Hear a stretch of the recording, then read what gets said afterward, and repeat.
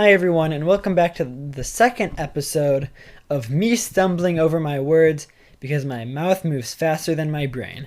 Before we get started, I want to thank you guys because part 1 has over 100 views and is like one of my most popular videos on the channel.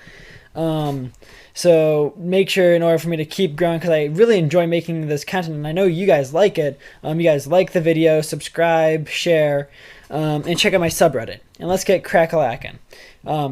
First, we got the description of Chapter 2, which is the beginner. Tier 2, the beginner. You start to know some surface knowledge on the topic, but you still get most of your information from social media and YouTube.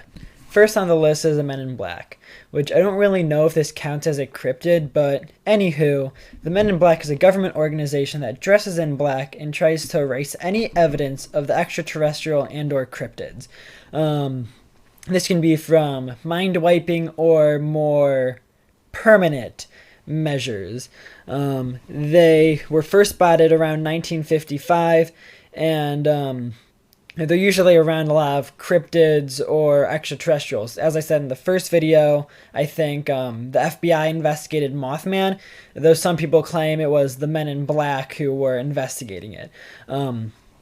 A pretty popular story was Dr. Albert Bender was researching UFOs until one day 3 men all dressed in black warned him to stop his work, and every day until the day of his death he received odd phone calls.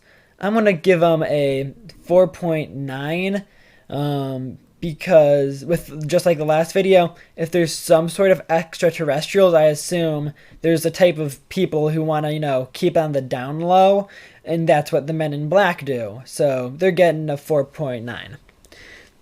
Next is the werewolf, which is a person that suffers from lycanthropy, which makes them, be part man, part wolf.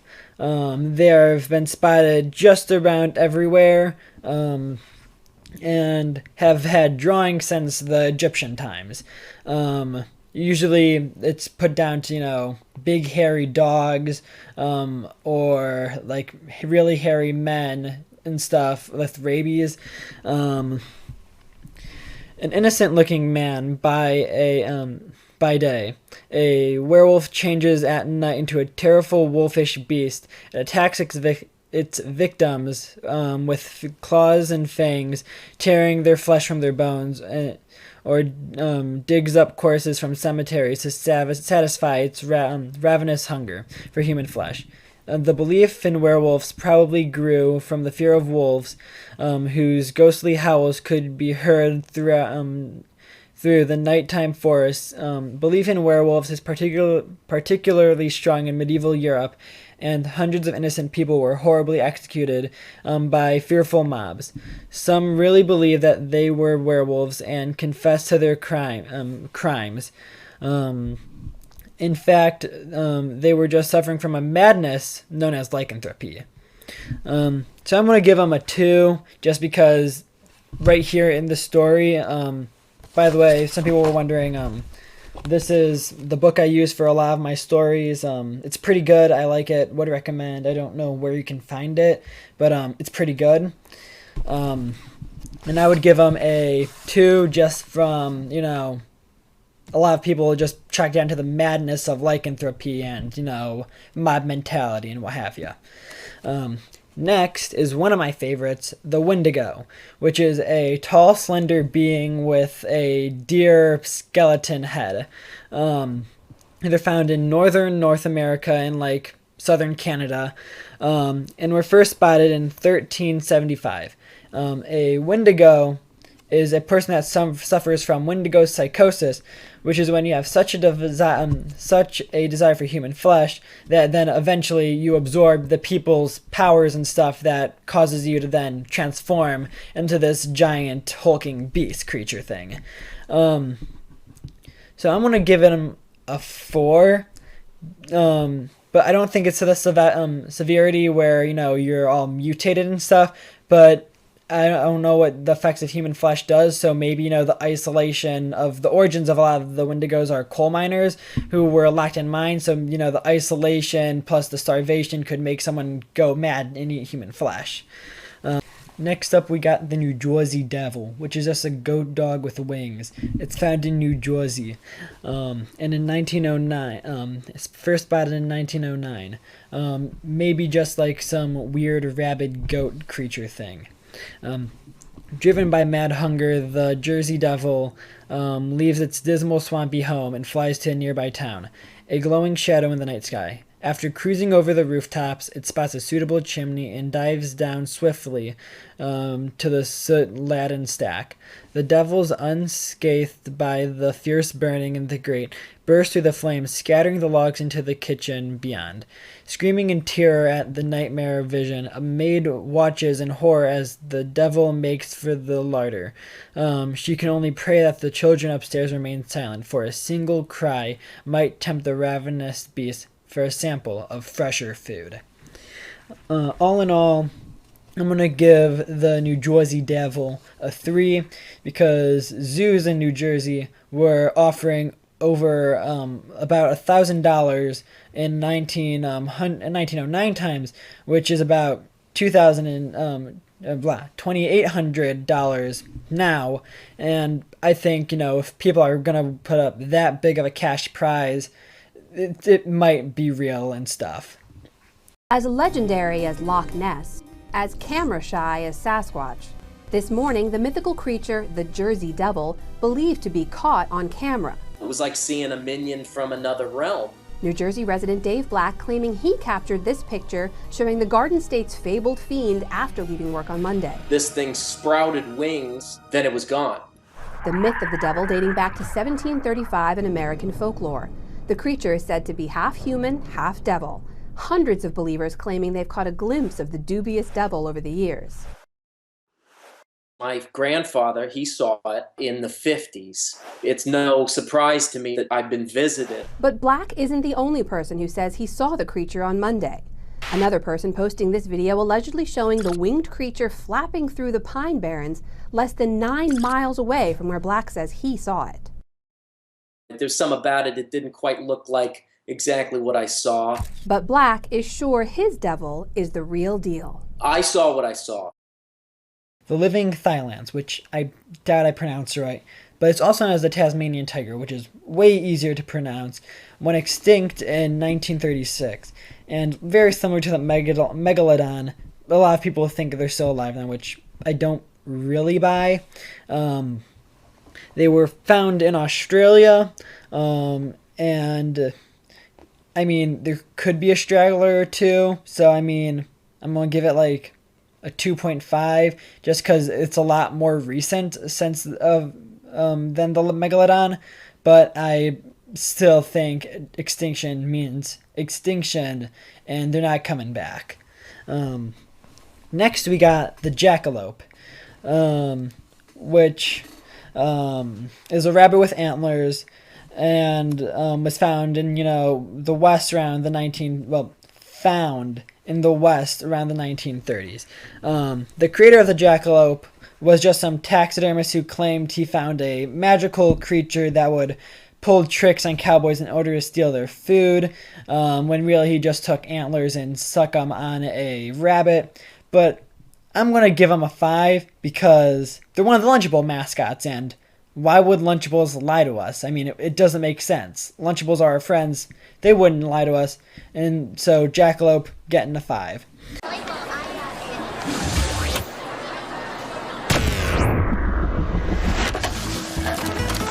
Lunchtime! Let's eat!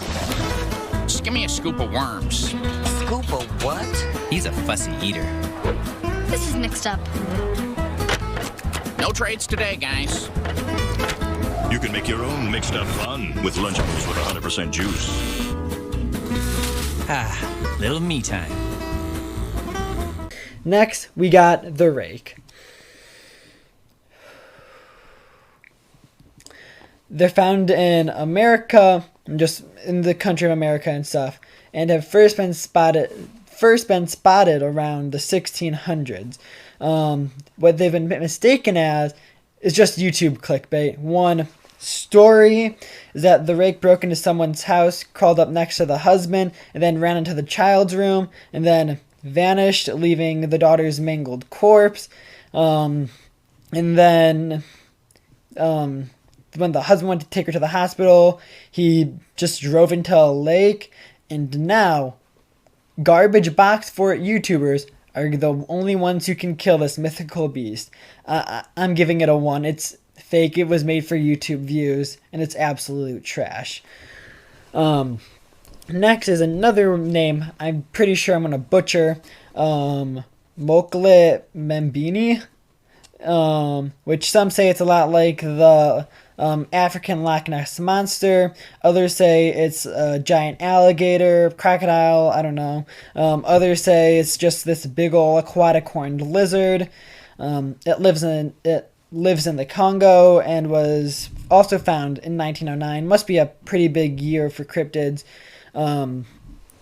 Some say it's just a rhino that's in the water, and people who don't know what a rhino looks like thought it was a monster. A BBC film crew claimed they got it on camera, but they couldn't catch it.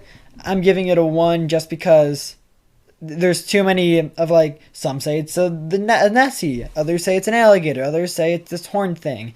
It could just be a rhino, and there's really no evidence of it. Next, we got the Montauk Monster, which is this cat's body, head of a turtle thing, and is found in Montauk, New York, in 2008. We really don't know what this is, but just one day it washed up on shore, and it's we don't know what it is. There's no connections or readings to it and stuff. So I'm giving it a 5 because it's dead bodies right there. That proves it exists. Now, is it like some extinct creature like, the megalodon or anything?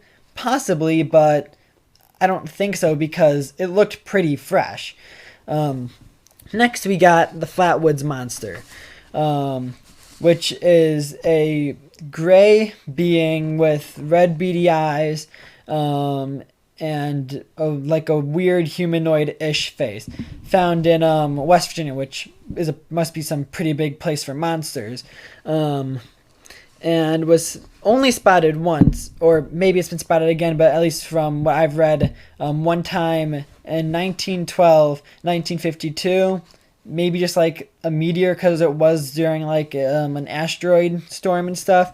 But at 7:15 on September 12th, 1952, two brothers, Edward and Fred May, and their friend Tommy Hayer said they saw a bright object fly across the night sky and land on the property of local farmer G. Bailey Fisher. The boys went to go investigate the light, and when they reached the farm, they claimed to see a red pulsing light. When Fred aimed a flashlight at it, he momentarily saw a tall, man-like figure with a round red face and a surrounded by a pointed hood-like shape. I'm going to give it a 3.5 because, this is just like a summary of the story, and I think it's neat, so it's getting a 3.5 from me. Next. There were 14 young people who were playing football on a small field in the bottom of a little valley in the village of Flatwood. One of the kids looked up and he said, "What on earth is that?" Round the edge of a hill behind the village, the north of the village, lower than the peak of that hill or the one opposite it, came a glowing red object which was pulsing from cherry red to bright orange, according to all the witnesses.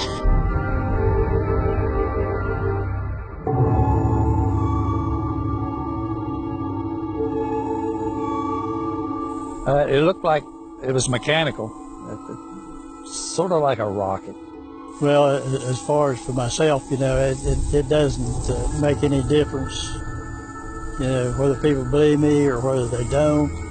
It's not so much whether they believe it or don't believe about it. It's part of our folklore and Flatwood.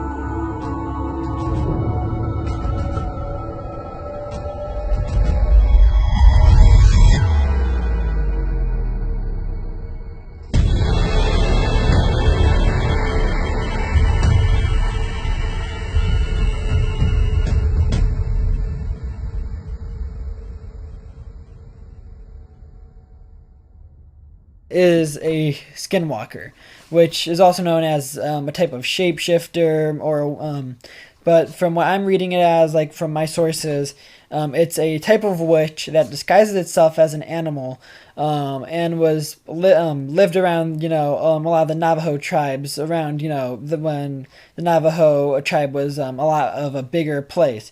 Maybe just like this weird witch person.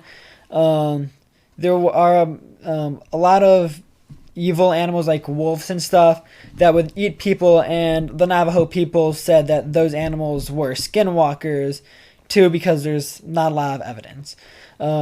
Finally is the CCTV Dobby. There's little to no information about this at all, except for this Dobby-like elf man. So I'm going to give it a 3 because I really don't know what it is, but there is video footage.